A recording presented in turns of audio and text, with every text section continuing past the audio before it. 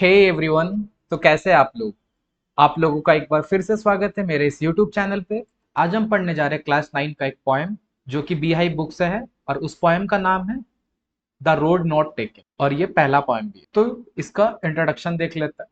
This well known poem is about making choices and the choices that shape us. ये एक बहुत ही famous poem है और इनके जो ऑथर है वो है रॉबर्ट फ्रॉस्ट। ये जो पोएम है लाइफ के चॉइसेस के बारे में, all about the choices decision that we take in our life.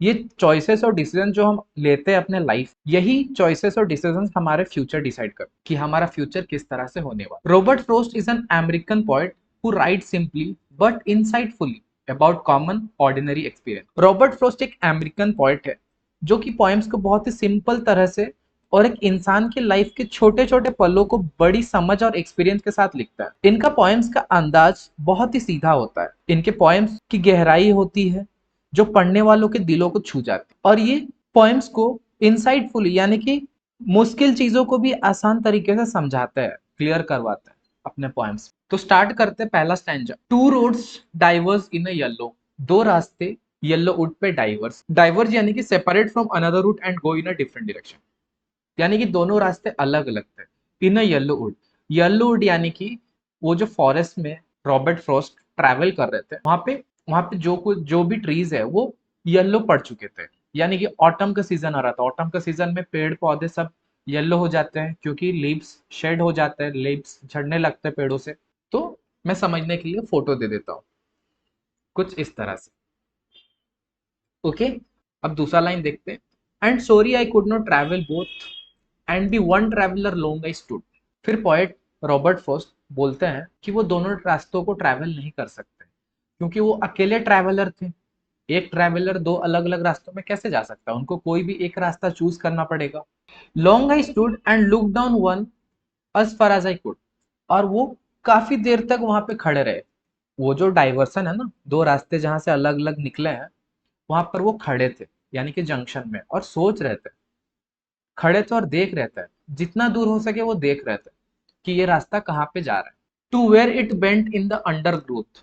Undergrowth यानी कि a dense growth of shrubs and other plants. Forest में वॉक कर रहे थे तो जाहिर सी बात है कि जो प्लांट्स है, जो फॉरेस्ट है वो डीप होगा, बहुत सारे ट्रीज होंगे, बहुत सारे श्रब्स होंगे, जिसके वजह से वो ज्यादा दूर तक नहीं देख पा रहे थे। और जो रास्ता था वो बेंड था यानी कि आड़ा टेढ़ा था, सीधा स्ट्रेट पाथ नहीं था। तो ये तो हो गया पहला स्टैंजा का लिटरल मीनिंग।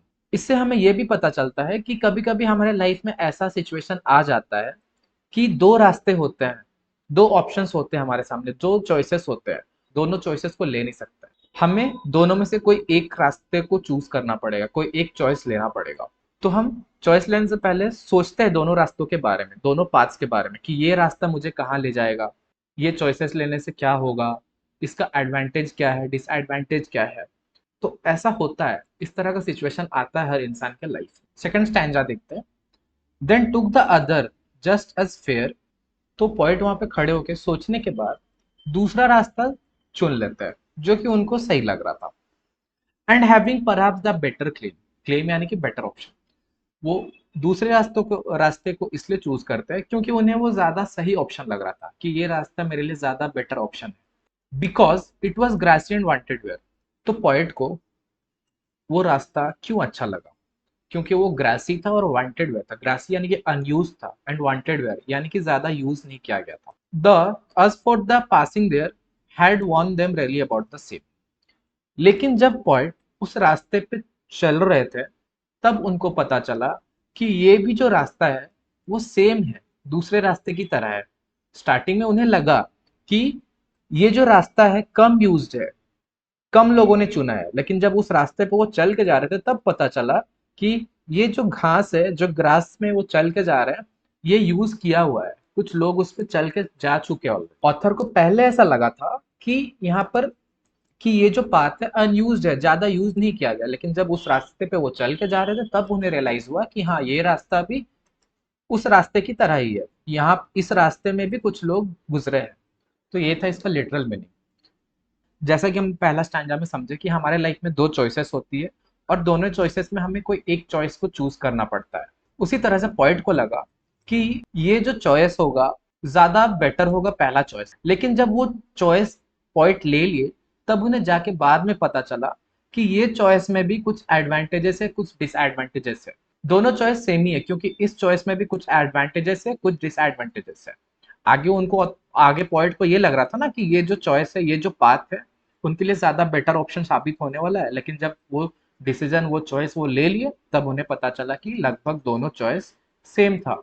चाहे कोई भी पाथ हम ले, हमें चैलेंजेस फेस करना पड़ेगा। तो इस स्टैंजा का ये भी मतलब निकल कर आता है। स्टैंजा 3 देखते हैं। And both that morning equally lay, in leaves no step had trodden black. सुबह के टाइम दोनों जो पाथ्स थे, दोनों जो रास्ते थे, सुबह सुबह का वक्त होता है तो ज्यादा लोग उस रास्ते पे चल के नहीं गए होंगे ना। तो दोनों रास्तों में, दोनों रास्ते एक जैसे थे। In leaves no step had trodden black, trodden means walked over. तो दोनों रास्तों पे जो पत्ते गिरे थे, कोई भी उसके ऊपर चल के नहीं गया था, क्योंकि चल के जाने के बाद जो ग्रास है थोड़ा सा कुचल सा जाता है ना, थोड़ा सा दब सा जाता है ना, तो हम लोगों को पता चल जाता है कि हाँ, यहाँ पर कोई लगता है चल के गया था। लेकिन सुबह सुबह का वक्त था और दोनों रास्ते सेम लग रहे थे, ठीक है, क्योंकि दोनों ही रास्तों पे कोई भी चल के नहीं गया था अब तक। Oh I kept the first for another day. तो तो पोएट जो है सेकंड स्टैंजा में दूसरा पाथ को चूज कर लेते हैं। तो जैसे कि हमने पढ़ा कि दूसरे स्टैंजा में पोएट जो है दूसरे रास्ते को चूज कर लेते, दूसरे पाथ को चूज कर लेते हैं, और पहले वाले को छोड़ देते हैं, क्योंकि उनको दूसरा रास्ता जो था ज्यादा बेटर लग रहा था। तो पोएट ये सोचे कि मैं दूसरा रास्ता आज ले लेता हूँ, पहला रास्ता दूसरे दिन के लिए रख लेता हूँ, यानी कि कल मैं वापस से आऊंगा या फिर जब आऊंगा तो दूसरा पाथ में चलूंगा। Yet knowing how way Leeds on two way. और ये जो रास्ता है, ये जो पाथ है मैं जो अभी चूज किया, ये मुझे आगे लेके जाएगा, लाइफ के नेक्स्ट जर्नी में लेके जाएगा, नेक्स्ट फेज में लेके जाएगा। आई doubted if I should ever come back. Poet को फिर डाउट भी हो रहा था, मैं तो ये सेकंड वाला रास्ता चूज कर ले रहा हूँ, सेकंड वाला पाथ चूज कर ले रहा हूँ, तो क्या मैं तो एक पाथ चूज कर ले रहा हूँ, तो क्या मैं वापस लौट के आऊंगा पहला पाथ चूज करने के लिए? Definitely not. आप लोगों को क्या लगता है, अगर आप लाइफ में कोई एक डिसीजन, कोई एक चॉइस ले लिया है और उसी में चले जा रहे हैं और आगे बढ़ गए, तो क्या आप पीछे वापस से आएंगे जहां पे ये पॉइंट खड़ा था? आप ऐसा सिचुएशन में आएंगे कि हाँ, हमने अब ये डिसीजन ले लिया, मौका था हमारे पास दो डिसीजन लेने का, एक ले लिया, फिर से कुछ दिन के बाद वापस से दूसरा डिसीजन लेके देखते हैं, ऐसा कर पाएंगे? बिल्कुल भी नहीं।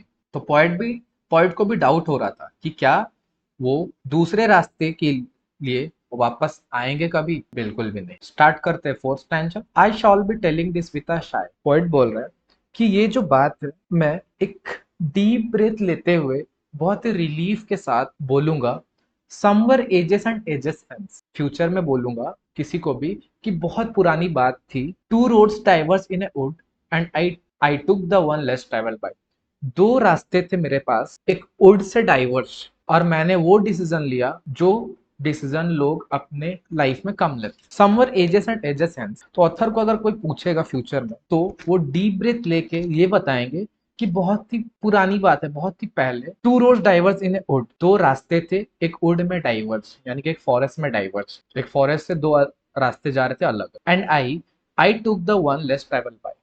और पोएट ये बोले हैं कि मैंने उस रास्ते को चूज किया जिसमें बहुत ही कम लोग ट्रैवल किए थे। And that has made all the difference. और यही पाथ के वजह से, यही डिसीजन के वजह से मेरे लाइफ में जितने भी डिफरेंस आए, and that has made all the difference. और यही जो पाथ मैं चूज किया था बरसों पहले, इसी के वजह से आज मैं जो हूँ वो हूँ, और इसी के वजह से मेरे लाइफ में इतना डिफरेंस आया। तो पॉइंट ये बोल रहे हैं कि अगर कोई उनसे पूछेगा, पॉइंट ये बोल रहे हैं कि फ्यूचर में वो ये बोल रहे होंगे कि दो रास्ते थे मेरे पास, लेकिन मैंने ऐसा रास्ता चूज किया जो बहुत ही कम लोग चूज करते हैं, और यही रास्ते की वजह से, यही चॉइस की वजह से, यही डिसीजन की वजह से मेरे लाइफ में बहुत बड़ा बदलाव आया, और मैं इस रास्ते को जो चूज किया था, मैं फ्यूचर में इसे रिग्रेट नहीं करने वाला। पॉइंट ये समझाने की कोशिश कर रहा है, ये बताने की कोशिश कर रहा है। होता ना लाइफ में, हम लोग दूसरों को देखते हैं कि अच्छा ये इंसान ये कर रहा है तो हमें भी यही करना चाहिए, ये इंसान ये करके सक्सेसफुल हुआ तो हमें भी ये